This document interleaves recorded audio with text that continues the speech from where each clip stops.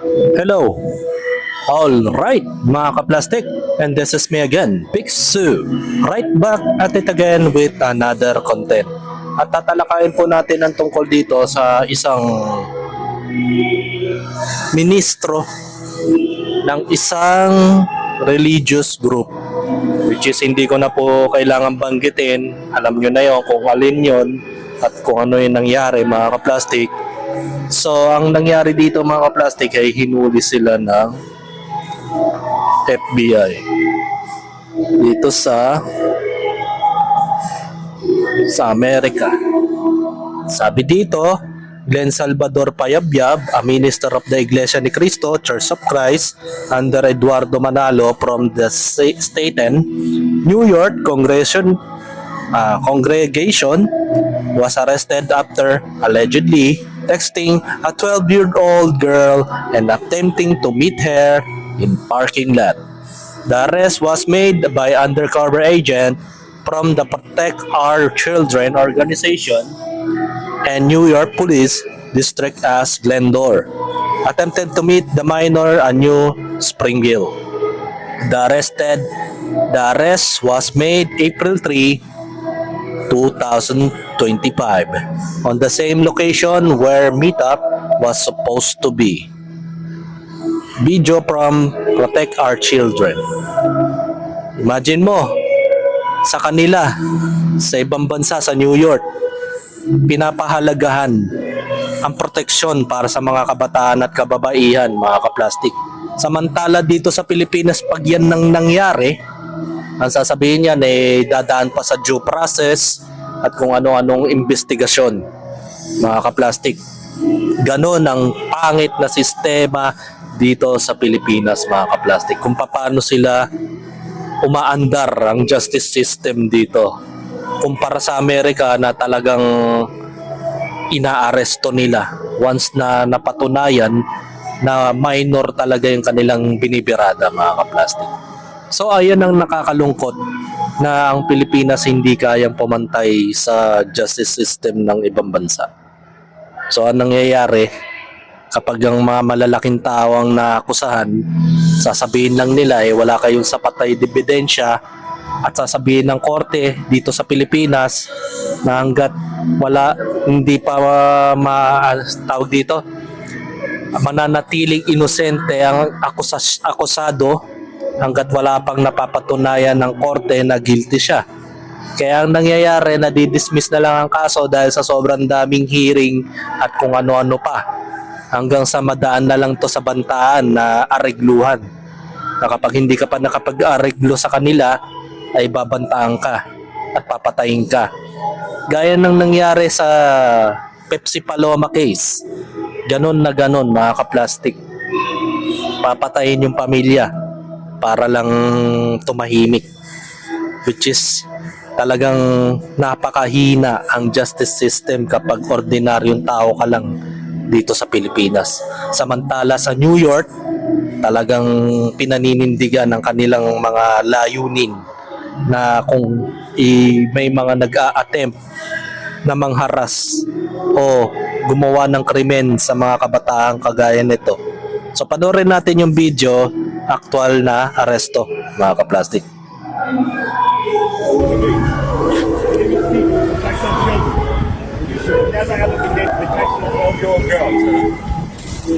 Okay? Yeah, I'm not. Yes, you was, sir. You should have never been texting a 12-year-old girl, you piece of shit. Man, you have anything on you? You have anything on you that I need to know about right now? Grabe, no?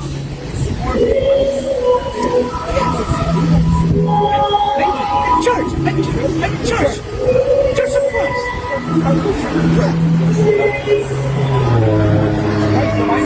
He's gonna send an RIP straight to hell. Yeah.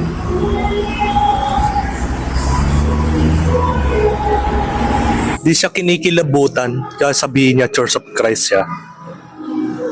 Lagi pinangsasangkalan ng Diyos.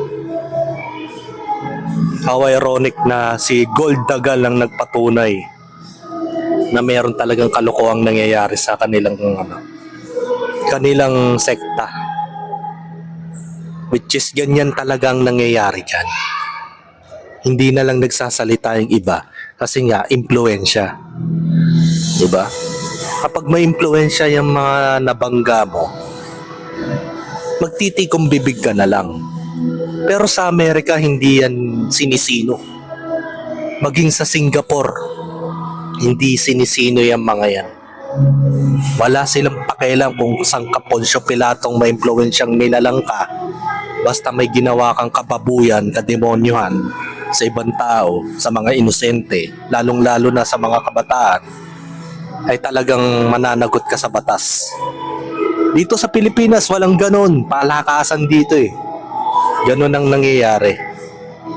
So, yun ang nakakalungkot.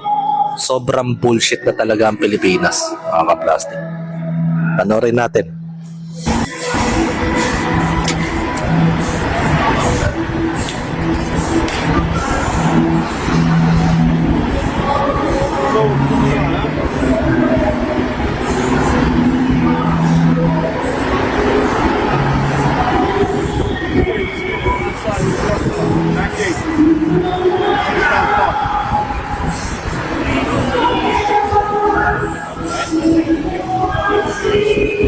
No, Glenn. No, Glenn. We're not mistaken, Glenn. We have you on video. We're not mistaken, Glenn. Remember this name. Look at this name. You see this name? Protect our children. See me? My name is Pete Kelly. I'm the president of this organization. Guess who you were talking to? Guess who you were talking to? Not her. You're an evil piece of shit, and you're a predator.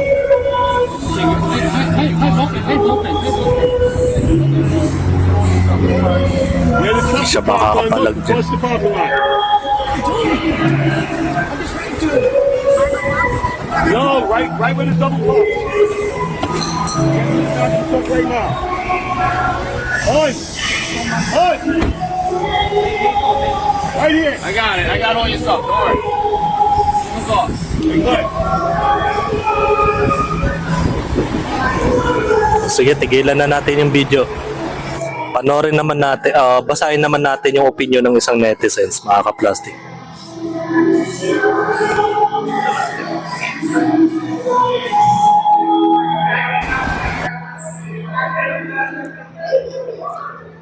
Wait lang.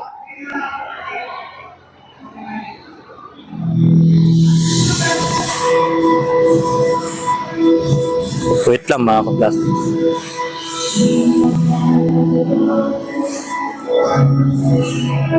Ito, sabi nito, opinion ni Carl James Gentil. Ito.